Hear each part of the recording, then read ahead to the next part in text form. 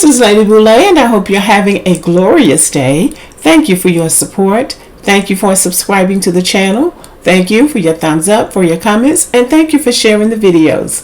Thank you for all you do to support the channel. Well, everybody, in case you didn't know, this is Super Bowl weekend, and tomorrow is Super Bowl Sunday. The big game is going to be played tomorrow. And for many in the United States, that is the biggest sporting event of the year. A lot of fanfare is being generated around the Super Bowl, down to the commercials that they play during the game. 2 or 3 days later, people will be still talking about what was the best commercial of the Super Bowl, the breakout commercial. The one that I remember the most is the one with Mean Joe Green and that little white boy. Everybody loved that commercial. I think they were some kind of soft drink or something he was advertising, but that was the best commercial ever. This big black buck coming off the field, tired, limping, sweating. He's taken off his shirt, even his cleats, and oh man, this guy needs a picker-upper. And all of a sudden, this little white boy calls his name, and he turns around, and there's the little white boy handing him a Coke. Things go better with Coke. So a lot is being made. A lot of money is made. Who's going to be the headliner for the Super Bowl? This year is going to be Rihanna. And who's going to be on stage with Rihanna? And now we found out that Sheryl Lee Ralph is going to be singing the Black National Anthem, Lift Every Voice and Sing. And Don Lemon even took to CNN the other day to do his version of it, which, we could have done without. But anyway, there's a lot of talk about the Super Bowl.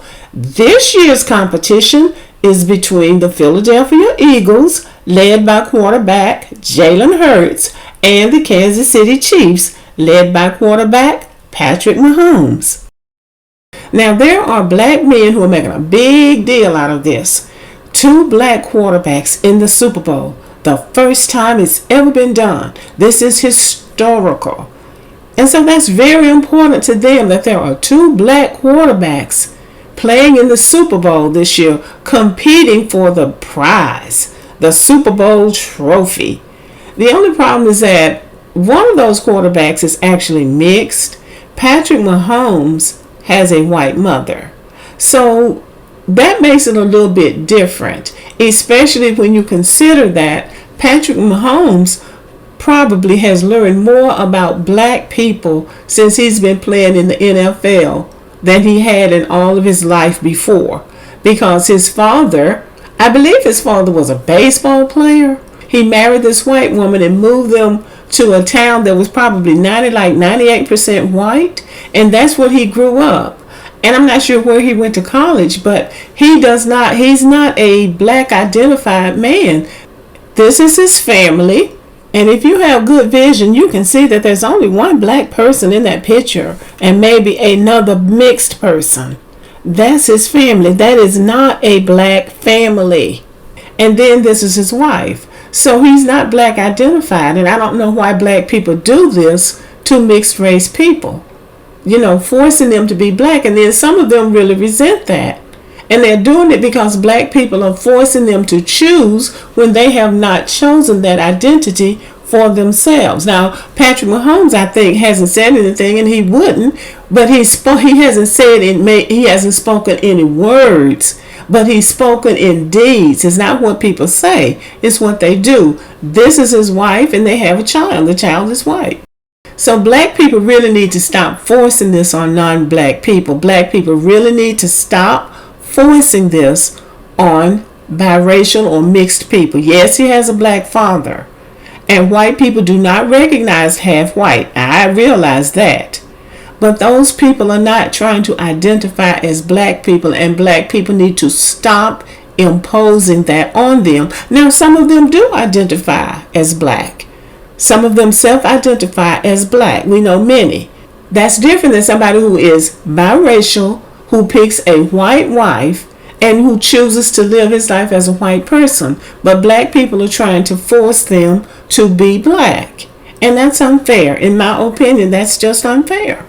So for me, trying to make somebody black when their parent decided that they wanted to mix with another race of people and have children with another race of people, and those children decided that they wanted to go in the direction of their white parent, I say leave them alone and let them assimilate into white society, which is what they're trying to do.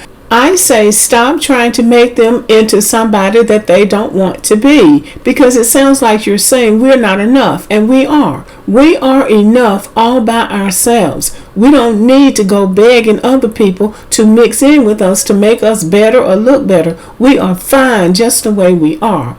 And therefore, I'm going to dismiss Patrick Mahomes altogether and focus on these three.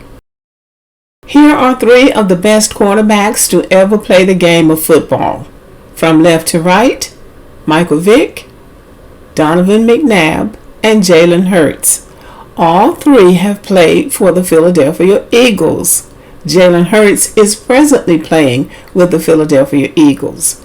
Donovan McNabb led the Eagles to the Super Bowl in 2005. They lost to the New England Patriots, led by Tom Brady, but he got them there.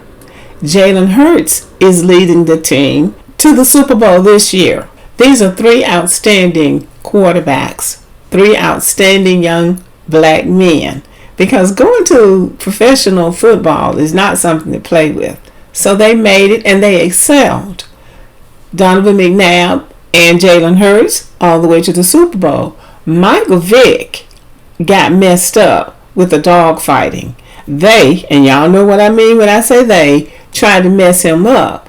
He went to jail for 2 years for dog fighting on his property, on one of his properties. And there are people who get off with killing people and not doing a day in jail. So they tried to mess him up, but he did his time. He came back to the NFL and played a few more years after that. So he was able to recover some of his fortune.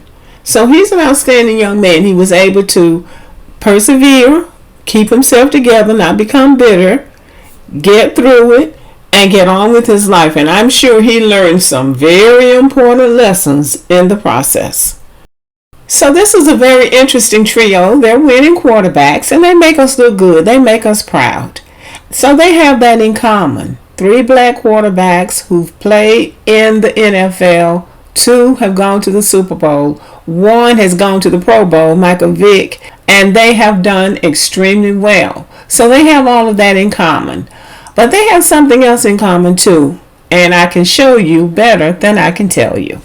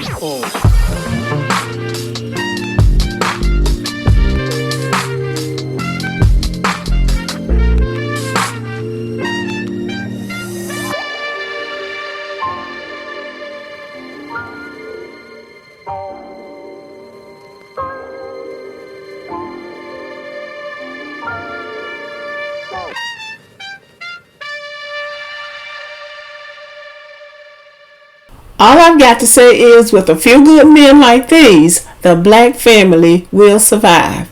And if y'all know dirt on these men, please save it for another video. Okay, thanks for watching. Let me know what you think about the video. Subscribe to the channel, give me a thumbs up, leave a comment, share the video. And as always, have a great day.